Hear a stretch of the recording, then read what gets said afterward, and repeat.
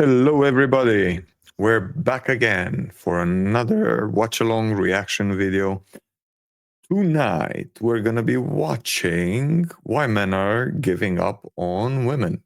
This is an interview with, or a discussion, a podcast with Louise Perry and Chris Williamson. It's quite an old one. It's a year old, but I wouldn't expect things to be changing that much in a year, would them? But if they did change, let me know in the comments. I'm curious to know your story, your opinion, your view on the matter, actually, because your opinion matters. But before we begin into the story and the reaction for today, Celeste, we need you to brighten up our days. So give us something short and motivational. Keep us on our toes. Keep us smiling a bit. What do you think? Sure thing. Remember, even on the toughest days, a little laughter can make everything brighter. Keep smiling and pushing forward. Okay, that works. And because today we're going to react to why men are giving up on women. Can you give me your opinion? It's like, why would you think that would happen in like 2025? Certainly. It could be due to shifting societal expectations and challenges in communication. Many might feel misunderstood or frustrated, leading to these feelings. But it's always about finding common ground and understanding. So there's still hope, right? Absolutely. There's always hope when there's open communication and a willingness to understand each other. Yeah, sounds about right. You heard that, everybody? Celeste thinks there's always hope. So don't give up. No? Never give up. Perfect. That being said, let's move towards the main characters of tonight. I'm not even subscribed to this guy. So this is Chris Williamson. He has like, man, 3 million subscribers. If you haven't realized already, I'm like a Neanderthal. I don't know anything about anything or about anyone. Let's like this video already and move forward. And I did subscribe to him as well. So men aged 18 to 24 have oh, 50% of men aged 18 to 24 have never approached a woman in person in their life, and like even higher percentage 18 to 30 haven't approached a woman in the last year. Is this downstream from Me Too? I have a slightly weird take on this, which is that actually the thing you hear about. whoa, wait. Can we go back to that? So how many? I can imagine why everything. This was the most replayed part. 50% of men aged 18 to 24 have never approached a woman in person. 50% of men haven't engaged with a woman in person.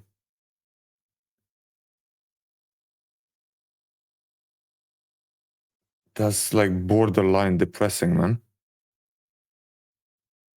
It's like this is how we're going towards the end of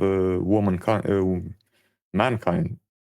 Person in their life, and like even higher percentage 18 to 30 haven't approached a woman in the last year. Is this downstream from Me Too? I have a slightly weird take on this, which is that actually the thing you hear about as sort of the thing that Gen X people talk about of going up to someone in a bar and this being a way of striking up relationships. I think that was a very brief period of history, sort of post-sexual revolution, but pre-internet, where that was considered normal. And I'm slightly There weren't any other alternatives in their defense, right? And it wasn't like you were getting called out as a creep or something. too young to have ever actually experienced that. The normal way, actually, that people start relationships in the vast majority of cultures is to be like, it is like semi-arranged marriage, right? Like not the full, you've never met this person before, 13-year-olds, whatever, getting betrothed, like not like that, but the sort of you're introduced by family members, mutual friends, you're known in the community, you go to the same church, whatever it is, and then both of your families like consent to the marriage, and it works out okay. But the expectation isn't like the expectation of marriage up until relatively recently was that you would have an economic relationship, and a reproductive relationship, but you weren't best friends. Mhm. And actually, I don't think husbands and wives used to talk to each other as much as. Oh, they had periods when they used to have their own individual chambers as well. Yes, to the part with arranged marriages, and you still have it in quite a few cultures. I'm not sure if they get to meet that much before, but the families do know each other and so on. Okay. With the Gen Xers, they were lucky, man. They had like the best period in a way or another. Okay, you do hear like crazy stories from back in the day from your parents. I don't know. Mine from my dad was like they used to go in neighboring villages, and they already knew that they're gonna get in trouble with the dudes from those villages as well. So they used to go prepared with like bats and stuff because there was always fighting. So it's like it almost sounded to me like weird old background stories with like they're going to steal women in a way or another. Crazy times. I am curious because maybe because of Romania, it took us a bit longer to evolve, even though I suppose we're close to the same age or in the same area, me and Miss or Louise Perry. I actually been through the period in my life where you could still approach a woman in a bar and it was okay. And that's how I met most of the women I've dated with. So, but maybe America evolved much faster. Probably, yeah. They had internet and everything way before we did, so kind of makes sense there. But so now we're basically seeing our future. Not sure if I like it or not. But yeah, if you live in America, how is it? How's the dating life there? Are you actually giving up on women? I'm really curious. They do now. I think people used to have much more homosocial kind of lives. Mhm. You'd hang out with other men, you'd hang out with other women. You wouldn't necessarily hang out a lot with the opposite sex, including your spouse. So this idea that like the going up to a person in the bar is like the normal and natural way of starting relationships, I don't think is historically accurate. That's interesting. So the male aversion. For just a brief period of time. I still remember when I was a kid, it's like in post-communist Romania, the idea of having a single woman going alone in a bar was already badly looked upon. So I get her thinking here as well. So that wasn't like common. It just came afterwards for us. Felt fear of approach anxiety, which every guy listening is aware of, apart from the psychopaths, right? There is a girl that I find attractive that I either know or don't know or partly know or whatever. Yeah. Hi, how are you? Nice to meet you is kind of like a miniature war that you have to go to. And the felt sense of palpable fear is just ripping you apart inside. That isn't, or the modern aversion to that isn't some novel new problem. It was in your opinion here, a bar that kind of never really needed to be gotten over in the first place in some regards, because you had seen each other at church for ages, or her father owned the farm next to your father's land and you guys had known blah, blah, blah, like. Yeah. People have much more kind of static social lives. So yeah, just approaching some stranger and ending up getting married to her is not I had this conversation with a guy called Mads Larsen, who is a mating ideology researcher. I'll send it to you. It's phenomenal.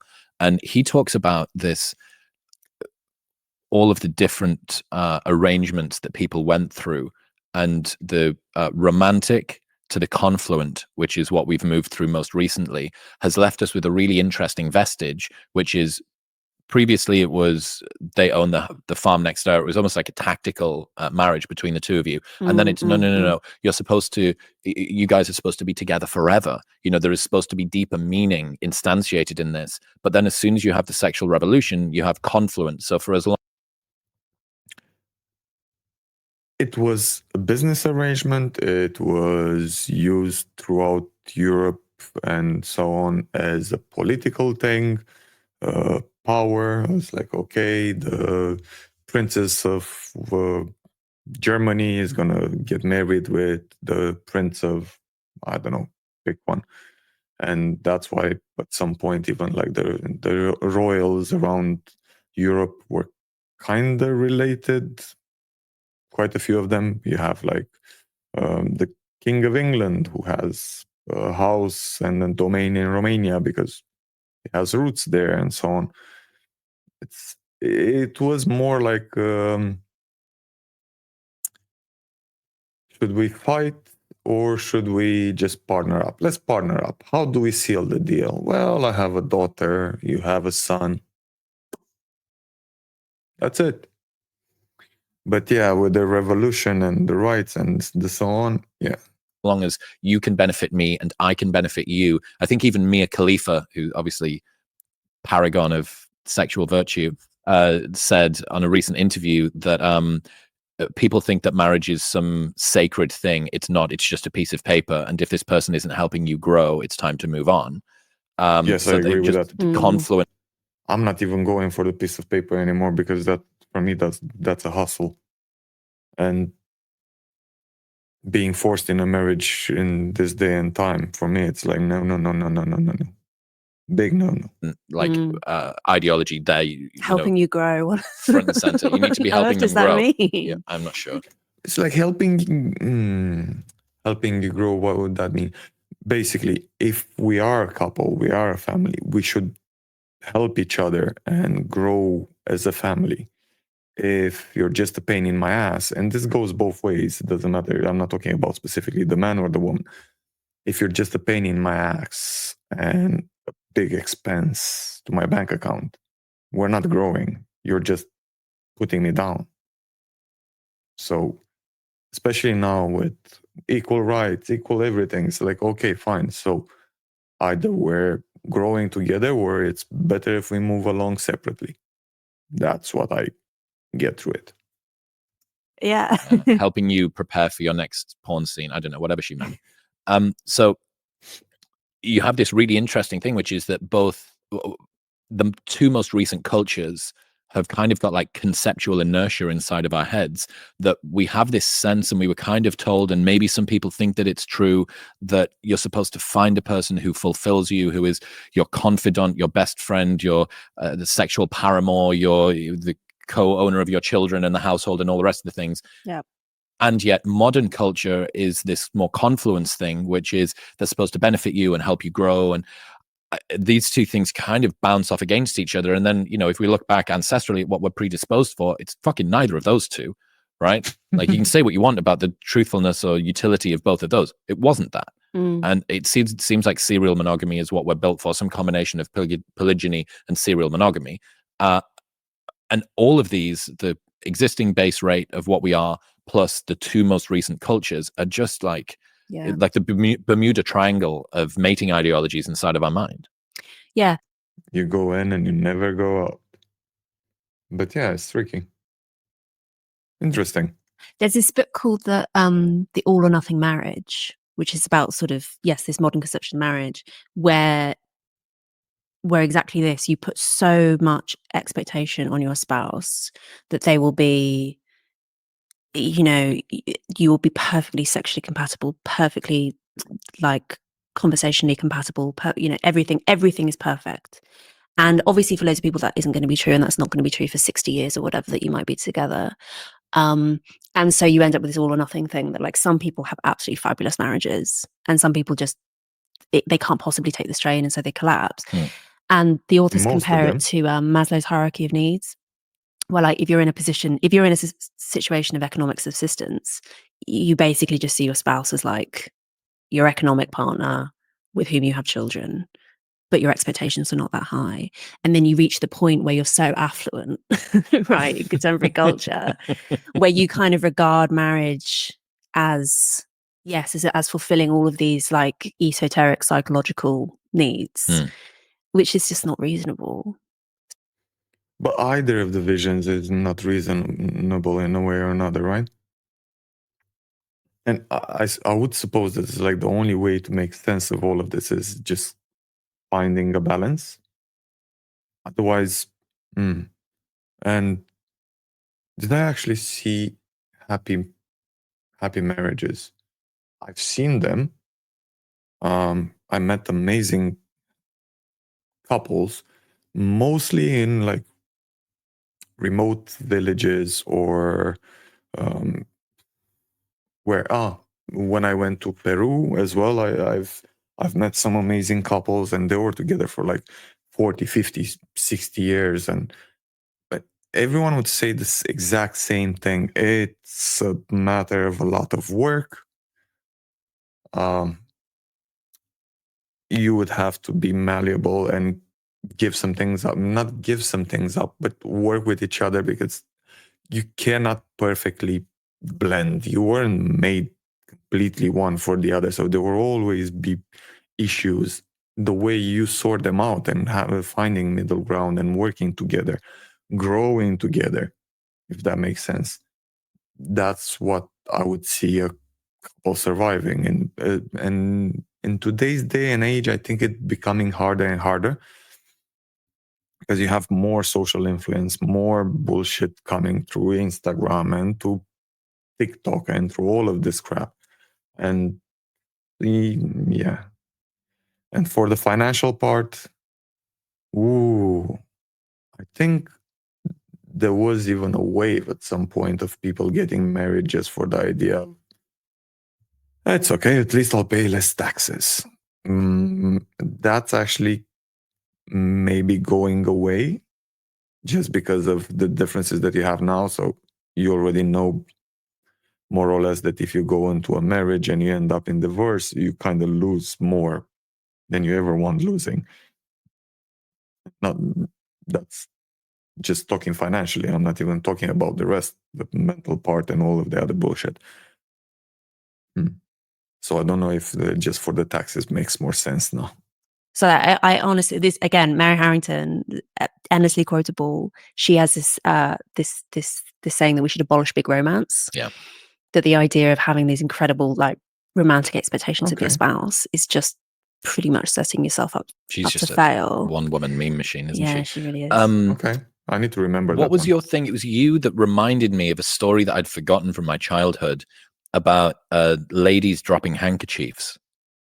Oh, right, as a way of, like, demonstrating interest. Yeah. So I had this thing with me and David Buss came up with this solution around women cultivating receptiveness if they want to improve their dating prospects. Right. Now, in a post-Me Too world where we're worried about women's safety, especially sexually, this is something that is kind of difficult to say. But again, if you want to work within the confines of how reality is, not how you want it to be, I think that women cultivating receptiveness accounts for the male approach anxiety problem, right? That, you know, a longer lingering eye than you think, or like, you know, smiling at somebody as opposed to doing the why men love bitches, treat him mean, keep him keen kind of approach. Men are going to be so bad at receiving those signals, though, don't you think? Yes, they definitely will be. I think me personally, I'm crap at receiving signals. And this part with like the romance and whatever, it's tricky, right? Because correct me if I'm wrong, but aren't women the ones that tell us that, oh no, you have to be romantic and you have to be all of that? And if you end up being romantic and try to be sensitive and everything after that, they tell you you're clingy. So are we pretty much set up to fail? That's what I'm trying to figure out in all of this. But when it comes to reading like this kind of things, a smile or whatever, I don't know. I'm so bad at reading this, and with the idea of Me Too movement, I would be, I don't know, worried I might go towards sexual harassment charges. So it's like, oh yeah, she smiled a bit longer at me, so I thought maybe I can say hi. Bacon. think. Have you ever heard that the average man of 130 IQ has the like emotional social receptivity of a woman with 70 IQ? Like the difference. This is why my husband So you're and saying I. that we're actually socially retarded? Yeah. Yes, we Yeah. are. My husband and I. Like my husband calls me a witch because I can like You've I'll got be able to like clairvoyance. sense there's something off You with are this particularly witchy today with person. the olive as well. Yeah, yeah. I think it's just women. I think we are just Witchy. Witchy. That's why you were burned at the Mm. stake. You Bring it can back. just like sense that something, I don't know, facial expressions, whatever, something, which most men are just oblivious to. Blinkers on. With some exceptions, clearly. Well, But okay, so yeah, well, let's take that as the thermodynamics of the situation. That Yeah. men are their EQ is 50% of what a woman's is essentially.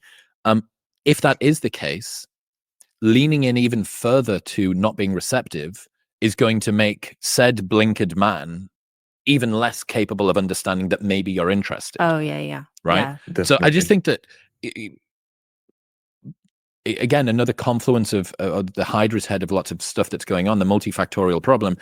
Women are maybe being a little bit more masculine, working in more masculine environments, thinking they need to be more disagreeable to be more effective at work, concerned about their own safety, generally skeptical of men that come up to them, strange men that come up to them in a bar, which has led to absolutely less receptivity from women. And it's like, look. Yeah. And it gathered up, I think, and as society changed. I still blame the builders. I think builders have a big part of it, not the new ones. And I'm not talking about you if you're a builder. I'm talking about like the old style ones, the ones that were whistling and screaming and all that bullcrap. But on the other hand, all of this, all of the changes that happened with women, how those changes affect us as dudes at the moment and our way of interacting, and the fear of interacting with a woman in current times. Hello. It makes things so weird, and I'm always going towards that bullcrap story in UK with if we both go out in a club, we both get drunk, we go home, we have sex. Next day in the morning, I'm okay, mate. Thanks for asking. So it's like if when we wake up in the morning, she can say that, you know what, I was drunk. So, it makes the tension a bit higher for me as a dude. How are you, sir or miss? Look, if you are complaining like where are all of the good men at, look around a little bit if you can when you're at your CrossFit class or you're doing yoga or you're doing whatever. And if some guy comes up to you and asks some awkward, clunky question, but he's kind of cute, like don't just presume that he's asking the question. Like use the witch clairvoyance, right? Tap into the astral realm or whatever it is that you do, and think, oh, Yeah. have you heard of the male overperception and the female underperception bias? Is this with sexual interest? Correct. Yeah. So that's in David Buss's book, that men overestimate the degree of interest that women have to them and women underestimate, which is largely why you have awkward passes by male co-workers and stuff. Well, what do you mean? Like her eyes, and you saw the way that she looked at me every time we went to the copy machine or whatever. And you know, alcohol exaggerates that. Does it really? Yeah. Wow. So men are more likely to falsely perceive sexual interest when they're drunk. Fantastic. Which again, it just makes so much sense of all the, you know, like were you you know that there was like me. Yeah, but in alcohol used to give the like the courage to go and like do your move, right? In a club and in a pub. The good part about the new generations is they're not drinking that much anymore, so at least we're taking that off the table. Me Too, but for schools in the UK a few years ago. No. It was called Everyone's Invited. It was like a website that some girls set up to describe like bad sexual experiences that they'd had with what In they school? well, not normally in school. This was the thing. So it ended up being a big headache for teachers and head teachers because parents were obviously really upset, understandably. And they said, you should be teaching consent workshops in schools. You should be doing all these things. And the teachers were like, this isn't happening in school. Very rarely is this happening in school. This is normally happening Friday night at some house party. The parents aren't there. Everyone's drunk. And like, it's kind of the parents' responsibility, How do you honestly, want to to stop that step from in? Yeah, and it's like, look, you've got horny young men raised on porn plus alcohol. Young women often giving confusing signals. I mean, one of the things that like teenage girls just don't understand, bless them, is like if you say dress in revealing clothes because you want to attract a particular man, that the blast radius of that signal. Do It's you know a what I dirty mean? bomb. Yeah. Like I was getting a train recently in London, and there was a schoolgirl who was probably like 16 who was walking ahead of me, and she was going up the stairs.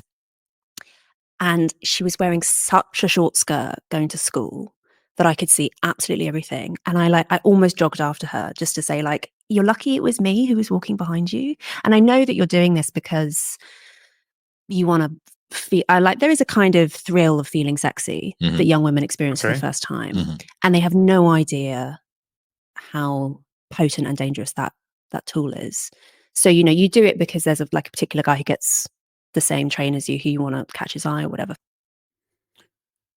Okay, fine. But all of the like schoolgirls that I see passing in front of my house, that is like, I'm thinking that there has to be reasons. Either we're in a deep, massive recession and they can't afford the rest of that skirt because they're not even covering everything. You don't even have to go up the stairs so you can end up in the situation where you see everything.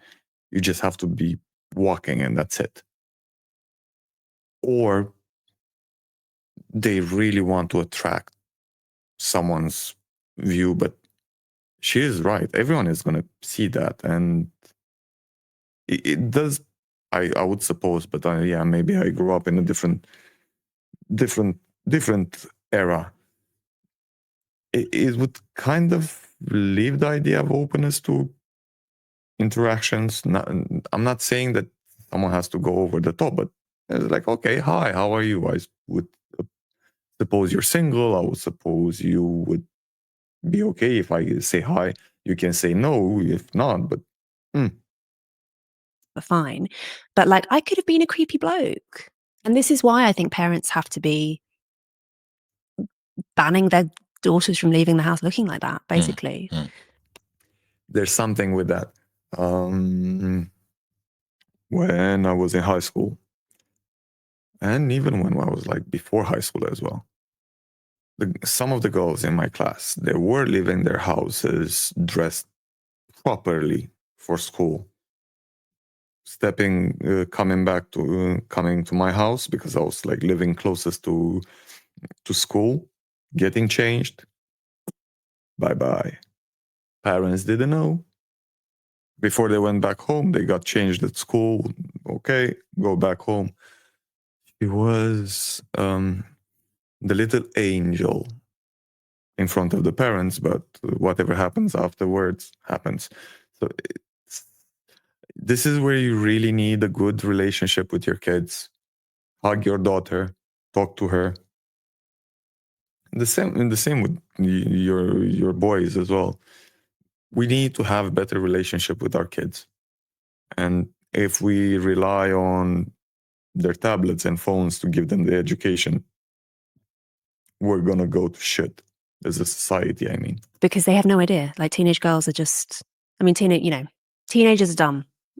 The sort of Me Too conversation around victim blaming and stuff is such a deep hole when you get into it. To talk about, should things be this way? No. Are things this way? Yes. Do you want to play within the confines of the thermodynamics of this particular system? Well, you probably should, right? And to thread that needle, especially because I often think about this. Douglas Murray once taught me that it doesn't really matter who makes the best logical argument in a debate. If you manage to get 2 or 3 big laughs, you win. Yes, Okay. that's true. And it's almost It's all vibes. Yep, it's just vibe. You're a vibe Yeah, architect, right? Yeah. And the problem with this discussion, if you have somebody who is very anti this and is saying that's victim blaming, you absolutely, you saying that you're giving men a pass, you're saying that women should be fearful of what they should wear, and it's like that particular talking point is so empathetically robust in its signaling that it almost always wins. Yeah.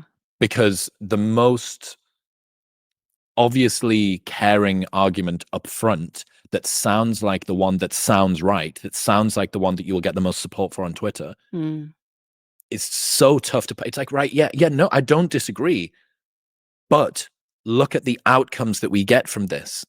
One of the Shouldn't we? Yes, and we should meet in the middle.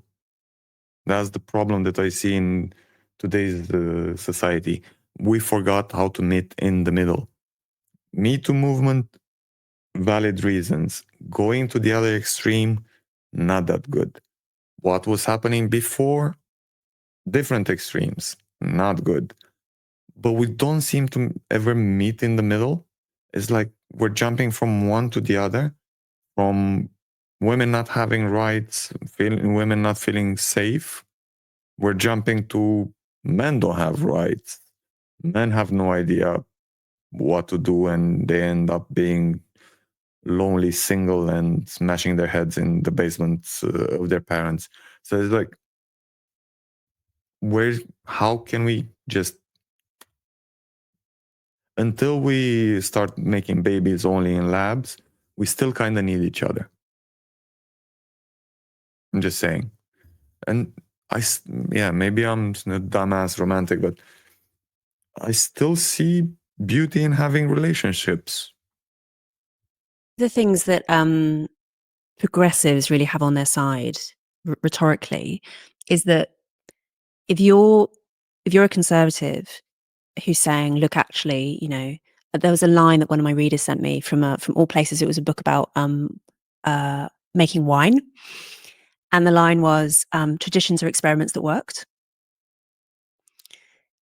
Okay. You can say that when you're talking about winemaking, and it's not too politically explosive, but you can obviously apply that to social issues as well. Perfect. I know, isn't that a great line? Experiments that work. Exactly. But what you end up, if you're trying to make that argument, and if you're proposing anything remotely conservative, is that you end up having to defend other cultures or cultures of the past. So you'll say, look, actually, there was a lot to be said for the sort of slightly arranged marriage. There's a lot to be said for teenage girls being encouraged to dress more modestly, whatever. And people say, oh, what? So you're saying that you support domestic violence? You're saying that you support, cholera and imperialism and everything that might have happened during the era that you're talking about. And it's not about that. But learning from the past and taking some of the good things of the past, not everything, it wouldn't hurt us that much. It's like, okay, they've been there, they've done that. How did that work out? Okay, so the Vikings were sharing their wives only if the wife wanted, or what, however it was, or the wife was leading the clan when the husband was at war. Okay, so how did that work? Take that. Let's go on the other side. What happened in that part of the world? Well, the woman was used as a bargaining chip, and her life wasn't worth anything, or they were burned on the cross for being witches just because a priest fancied them or some shit like that. Okay, that didn't make sense. Cool. We can learn from things from the past and start using our brain, and we are, I would hope that we're evolving as a society, even though lately I'm seeing that we're kind of going towards idiocracy, which kind of worries me a bit, and that's not okay. And this part with putting political views or any kind of views in the main center, not cool, because it doesn't really allow you any wiggle room. And as I was saying, you're either left or right. Nothing in the middle. Silence of the lambs. And that's not healthy for anyone. And you have to say, no, I don't know. I mean, you just end up at the back foot. Whereas if you're a progressive, you can say, I can see this vision, like in the future, we'll have this amazing society where everything's great. And the fact that this has never happened and is never likely to happen means that you're never in the position of having to defend anything unfortunate. You never have to talk about trade-offs. I think that like acknowledging the existence of trade-offs is a fundamentally conservative trait. Yeah. Thomas Sowell, there are no solutions, only trade-offs. Yeah, it's really painful, but it's true, unfortunately. In other news, this episode is brought to you. Okay, that was an interesting view. What I like the most. Yes, so traditions were things that actually worked. Cool. Fine. I suppose that, yes, so if you want to see the full episode, you're going to have it here. I did put in the description the link for this video.